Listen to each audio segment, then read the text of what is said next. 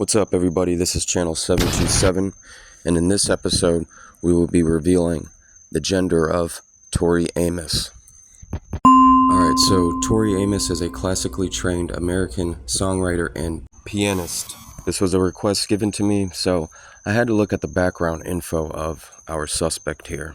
I didn't know who this was, so let's go ahead and dig in and see if this suspect of ours portrays their actual real gender. Oh boy, I'm already not liking the looks of this. Look at the size of that freaking neck. And take a look how the trachea sticks out and how it is easily and visibly seen. You know, the trachea, the tube-like structure that connects to the voice box. It is more commonly seen on males because males have a larger trachea than females. And besides the trachea, females have short and thin necks, while males have a large and thicker neck. Here's something I want everybody to screenshot. I know in my trans investigation videos, I mainly cover human skull and gait analysis, but there are also many other characteristics you can look for to debunk genders. And real quick, on the male section, it says, look for visage activity in the throat for clues indicating a bio-male neck. So that last picture of Tori Amos we seen, there was certainly some visage activity going on there on the neck. And not only that, on the bottom section of the male neck, it says, the male neck can be as wide as the head. This gives female to males a distinct llama-like appearance. Exactly what we've seen with Tori Amos. Ladies and gentlemen, the more that you practice this stuff, the veil will be uplifted, and then you'll easily be able to tell what's going on in these pictures. So let's go ahead and see if our suspect here can pass the skull test. First thing we're going to do is start by putting the female skull template on Tori Amos's face. And just as I expected, it's not even close to fitting. That is just not the correct shape of a female's head. Tori Amos has a wide box-shaped head. Remember, females have upside-down egg-shaped heads. The upper parts of their heads are supposed to be widest compared to the bottom part. Alright, so let's go ahead and put the male skull template on, and let's see what we got. Wow. Fits perfectly. I love to do ones like this, exactly like this one, where the skull template is begging, just begging to be put on this person's face. Oh, pick me. I'm the one that belongs on their face. I mean, it fits just like a missing puzzle piece. And I'm here putting the puzzle pieces together, solving this puzzle problem once and for all. And the best part about it, ladies and gentlemen, is you get to solve this problem with me. Together we will let the light shine on darkness. And another tool that comes in handy is the bowling ball simulation. We can certainly tell that this person's eyes are further apart, which is another red flag. And another thing I forgot to mention about the neck is these guys can easily get their Adam's apple removed. Yes, such procedures certainly do exist. And not only that, a female can get an Adam's apple implant. You'd be surprised how far these transitioning procedures are taken. And not only that, they've been around for a very long time, going back to even biblical times. Not to get too carried away, but back in the old days, for male opera singers, they would remove the testicles at an early age before they hit puberty. That would then prevent them from ever having to experience puberty. And the reason why they did that is because it would give them that high-pitched voice. So yeah, there's a fun fact. It's called castration. Alright, so here's another picture of Tori Amos. Notice how straight the legs are. The knees meet together, and there is quite a bit of a space between the legs. Look how straight biological males' legs are in the upper left corner. Remember, females' knees point outwards. Alright, so this next clip is a Tori Amos live concert. Watch how straight the legs are. This is the best video footage of their gait I could find out there.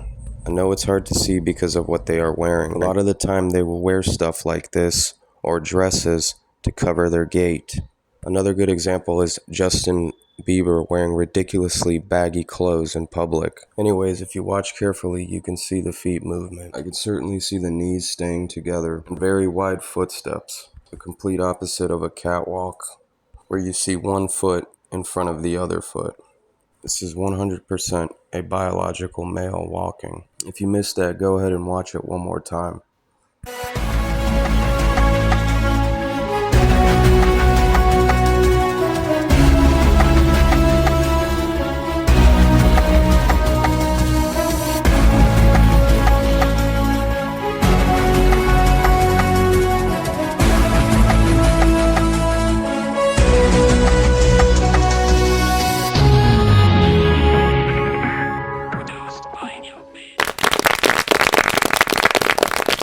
Yes, a lot of these people are actors, so it is common for them to fake their gait.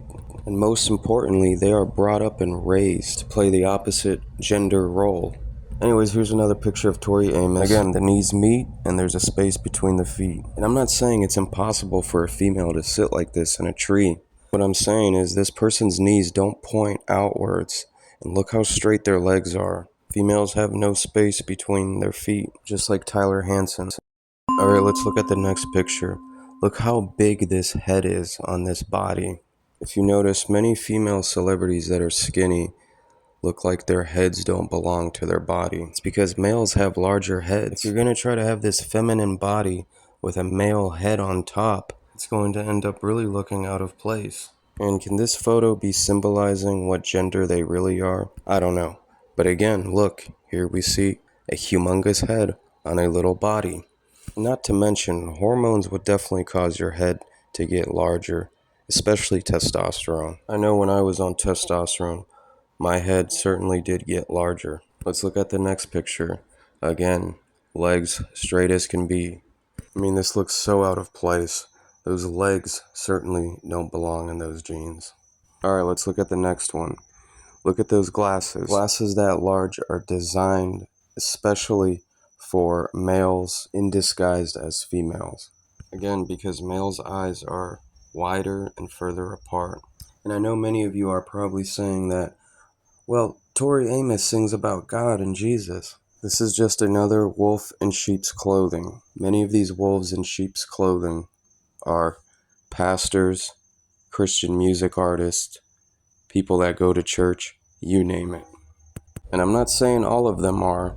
That's why in 1 John 4:1 it says, "Beloved, believe not every spirit, but try the spirits, whether they are of God."